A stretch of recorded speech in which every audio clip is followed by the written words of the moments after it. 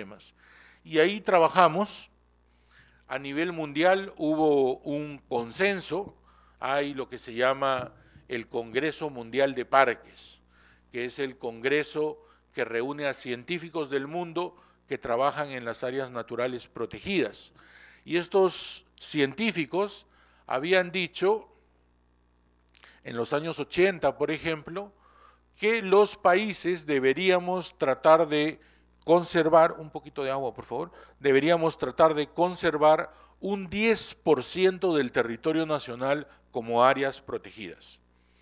Y esta fue la meta de conservación de áreas protegidas y diversidad biológica por muchos años. Hoy en día ese porcentaje se plantea que debe ser proteger por lo menos el 15% del territorio. En el Perú tengo el placer de poder contarles que en los últimos 50 años que se ha venido trabajando con áreas protegidas, tenemos casi un 20% del territorio nacional protegido. Es decir, hemos superado la marca del 15% y tenemos un sistema nacional de áreas protegidas muy interesante. Este sistema comprende áreas que son de uso directo o de uso indirecto.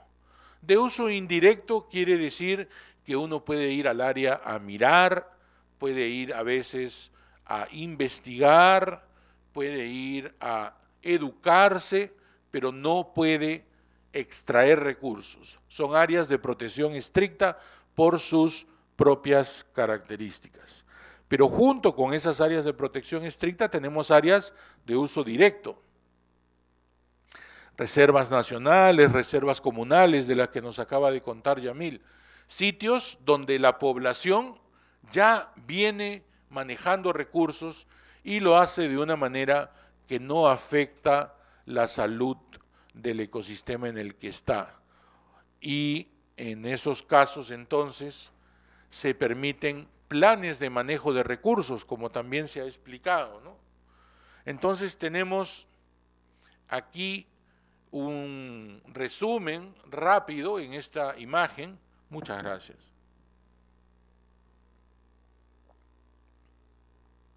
Es la mejor bebida que tienen siempre a su disposición, ¿no? Agua limpia, ¿sí? No anden tomando cochinadas, ¿sí? Jugo de fruta fresca y agua limpia, es lo mejor para su salud.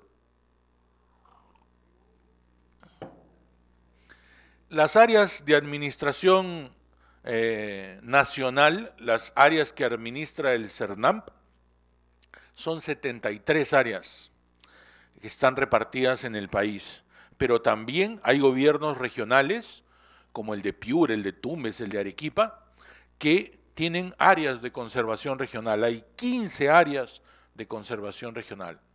Y también existen dueños de predios privados, dueños de fincas, dueños de chacras, dueños a veces de un pedazo de desierto o de un pedazo de bosque, que entienden que les interesa mantener esa naturaleza en su estado natural y ellos mismos sobre sus tierras privadas establecen áreas de conservación privada, ¿no? Muchas de estas pertenecen a propietarios individuales, pero muchas otras también son propiedad de comunidades campesinas y comunidades nativas, poblaciones rurales. Este sistema de áreas naturales protegidas del Perú, entonces protege espacios naturales por razones biológicas y ecológicas, pero también por razones sociales, como en el caso de los hermanos aislados. Pero lo otro que quería decirles, o me gustaría que reflexionen, es ¿dónde vivimos nosotros? ¿Cuál es el mundo que nos rodea? ¿El mundo que nos rodea es igual a este salón en el que estamos? ¿Todo el planeta son edificios construidos? ¿O más bien los edificios construidos son un fenómeno pequeñito de una realidad donde domina la naturaleza, sus procesos naturales? un 2 o 3% del territorio peruano debe estar ocupado por centros urbanos y poblados. El resto es naturaleza, en la forma del océano Pacífico hermoso que tenemos al frente de nosotros. Precioso el océano, nos alimenta con una diversidad enorme.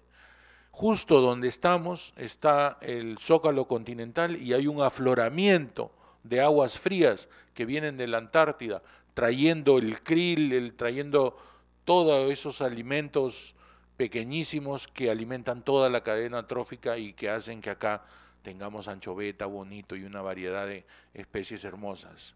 Eso nos lo da la naturaleza, aquí nomás al costado en el mar. Y cuando vayan por la Costa Verde van a ver a gente pescando en los espigones. Así como ellos, en todo el planeta, la gente, mucha gente rural se lleva el alimento a la boca porque la naturaleza se lo da.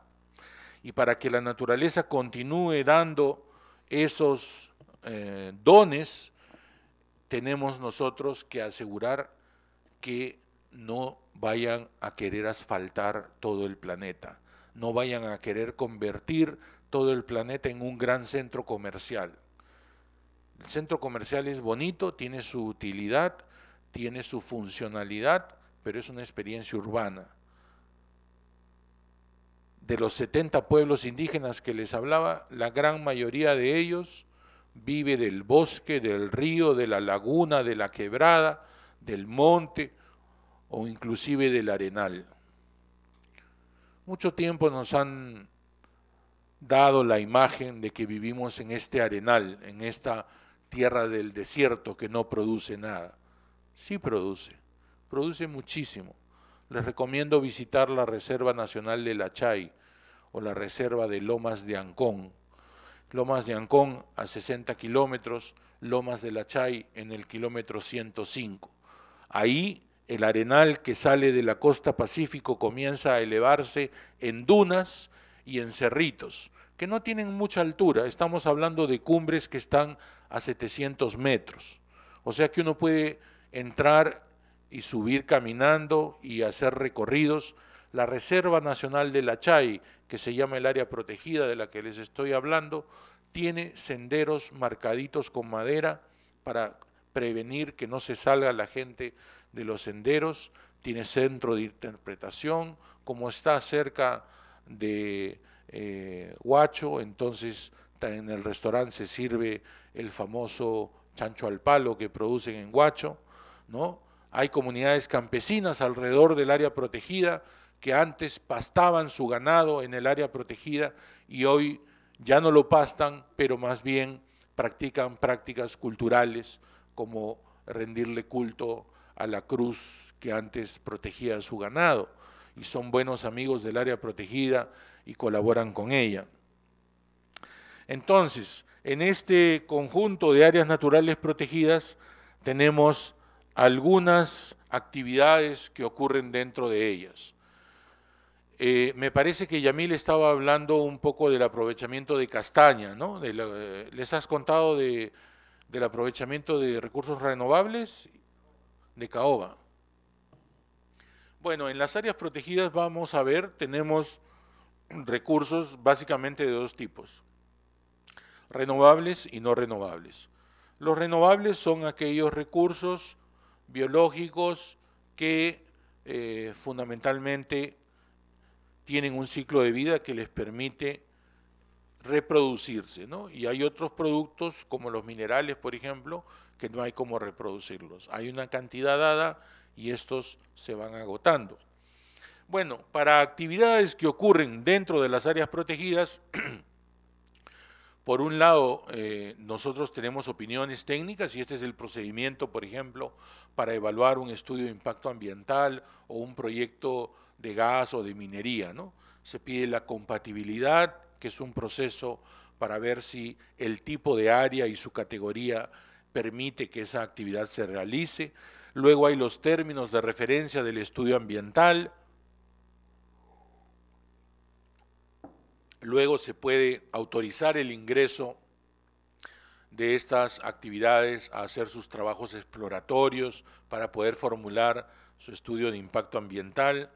Si es necesario, por ejemplo, hacer líneas sísmicas, entonces hay que hacer un desbosque, y sobre todo ello hay opiniones técnicas y procedimientos que llevamos a cabo. Aquí está explicado en qué consiste el procedimiento de compatibilidad, de términos de referencia, de estudio de impacto ambiental.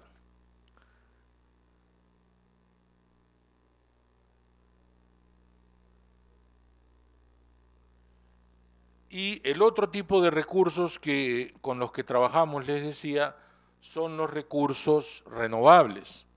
Por ejemplo, tenemos planes de manejo que nos permiten aprovechar productos que ya están dentro de las áreas protegidas.